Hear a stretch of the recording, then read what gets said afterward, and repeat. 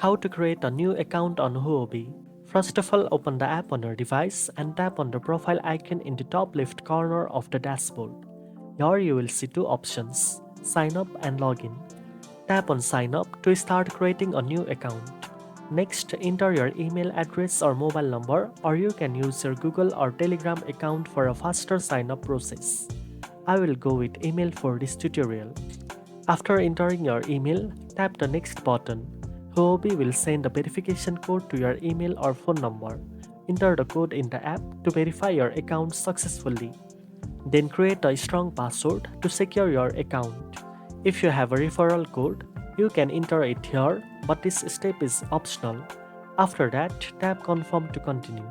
Once verified, you can enable a passkey for added security, although I will skip this step for now. After completing these steps, your Huobi account is ready to use, allowing you to trade, buy or sell cryptocurrencies safely and efficiently. Now you know how to create a new account on Huobi. If you found this video helpful, don't forget to like, share and subscribe for more crypto tips. Thanks for watching and I'll see you in the next one.